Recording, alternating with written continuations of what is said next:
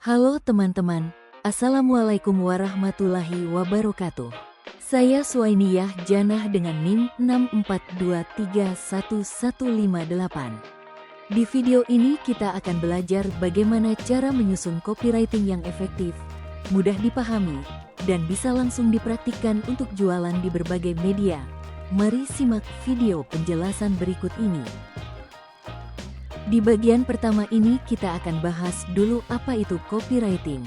Copywriting adalah teknik menyusun kalimat yang bertujuan untuk memengaruhi, mengajak, atau mendorong seseorang melakukan tindakan tertentu, biasanya pembelian. Dalam dunia marketing, copywriting menjadi elemen penting karena semua elemen komunikasi, mulai dari caption, iklan, landing page, hingga skrip video, semuanya membutuhkan copywriting. Jadi sederhananya, copywriting adalah teknik menyusun sebuah kalimat agar bisa memengaruhi pembaca. Bukan untuk menipu, bukan untuk lebay, tapi untuk menyampaikan pesan dengan jelas supaya orang paham dan tertarik. Tujuannya simpelnya yaitu membuat orang mengambil tindakan, terutama membeli, karena kekuatan kalimat yang kita buat. Jadi copywriting adalah skill penting untuk semua orang yang ingin menjual lewat kata-kata. Baik teman-teman, sekarang kita lanjut ke fungsi dan kegunaan copywriting. Copywriting itu bukan cuma untuk jualan ya, tapi juga untuk branding, membangun awareness, dan membuat orang paham bahwa produk kita layak dipertimbangkan. Kenapa kita butuh copywriting? Fungsinya banyak banget. Yang pertama menyadarkan yaitu menginfokan audiens yang tadinya belum tahu sama sekali soal produk kita. Mengenalkan yaitu membuat mereka lebih akrab dengan merek kita. Membangun kepedulian yaitu mendorong mereka agar tertarik dengan penawaran kita. Meyakinkan ini tahap akhir, yaitu membuang keraguan mereka supaya mantap membeli. Soft selling adalah teknik menjual dengan pendekatan halus, tidak langsung mengajak orang membeli. Fokus utama soft selling adalah membangun awareness, kepercayaan, dan kedekatan dengan audiens. Soft selling digunakan terutama untuk cold market, yaitu orang-orang yang belum mengenal produk atau brand kita. Jika kita langsung menjual pada orang yang belum mengenal kita, hasilnya biasanya kurang maksimal. Karena itu, soft selling berfungsi sebagai proses pemanasan. Fokus pada edukasi, bukan langsung jualan. Pahami produk, nilai, benefit, fitur, dan audiens, siapa, di mana. Susun kalimat yang mengedukasi, membangun minat, dan kepercayaan. Dalam menyusun soft selling, kita perlu memahami value produk gabungan antara fitur dan benefit, target audiens siapa mereka, kebutuhan apa yang mereka miliki, gaya bahasa formal, santai, storytelling, edukatif, humor, dull. Angle penulisan menentukan arah konten yang akan dibuat. Soft selling lebih menekankan edukasi ketimbang penjualan langsung. Kita memberi informasi, ilmu, tips, atau insight yang secara perlahan membuat audiens sadar bahwa mereka membutuhkan produk tersebut. Ketika trust terbentuk, proses closing jadi lebih mudah. Hard selling adalah teknik penjualan langsung dan to the point. Audiens sudah siap membeli, bahkan tanpa melihat harga. Fokus pada ajakan bertindak yang jelas dan mendesak. Gunakan hard selling ketika audiens Anda sudah memiliki kesadaran dan keinginan yang tinggi terhadap produk. Tidak ada proses pemanasan seperti edukasi panjang, langsung pada ajakan dan penawaran. Hard selling digunakan untuk warm market dan hot market, yaitu audiens yang sudah kenal brand, sudah paham value produk, punya minat beli, hanya butuh dorongan terakhir untuk membeli. Dalam hard selling, kita fokus pada penawaran yang jelas, ajakan tegas, CTA, value yang langsung disampaikan, keuntungan yang akan didapat, batas waktu, urgensi, batas kuota, scarcity. Hard selling bekerja sangat baik untuk mereka yang sudah siap membeli. Bahkan, sering dalam kondisi ini pembeli tidak peduli lagi dengan harga, mereka hanya butuh tombol beli sekarang. Kata-kata adalah elemen paling penting dalam copywriting. Semua teknik, strategi, dan metode akhirnya kembali pada bagaimana kita menyusun kata demi kata agar pesan penjualan bisa tersampaikan dengan tepat. Namun, kesalahan terbesar pemula adalah langsung fokus pada kata-kata tanpa memahami 3 fondasi utama. 3 fondasi penyusun kata dalam copywriting yaitu angle, produk, dan audience. Angle adalah sudut pandang yang kita gunakan dalam menulis. Tanpa angle, tulisan akan hambar, tidak mengena, dan sulit membangun emosi. Produk harus dipahami secara mendalam, fitur, manfaat, value, kelebihan, dan hasil yang diberikan. Audiens menentukan gaya bahasa, kebutuhan, masalah, serta cara kita mengemas tulisan agar relevan.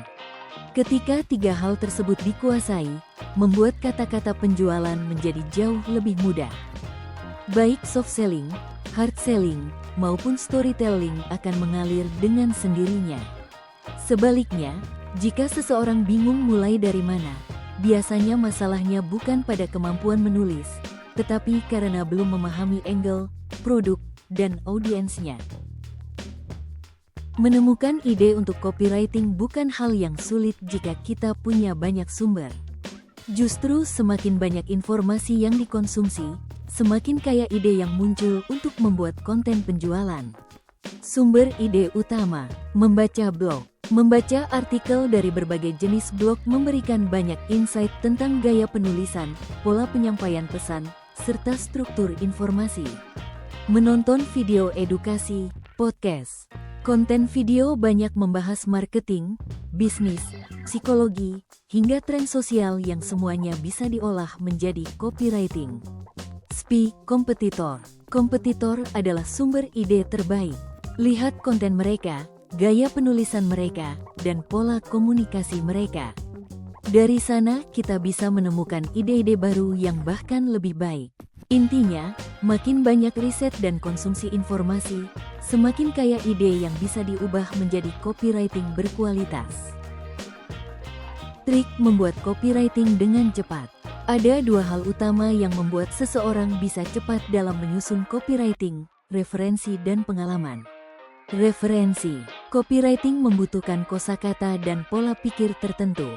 Semakin banyak bacaan, semakin luas wawasan penulis.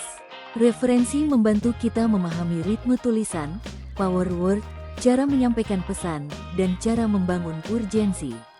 Referensi membantu kita terlatih tanpa sadar. Pengalaman. Copywriting tidak bisa dilakukan hanya dengan meniru.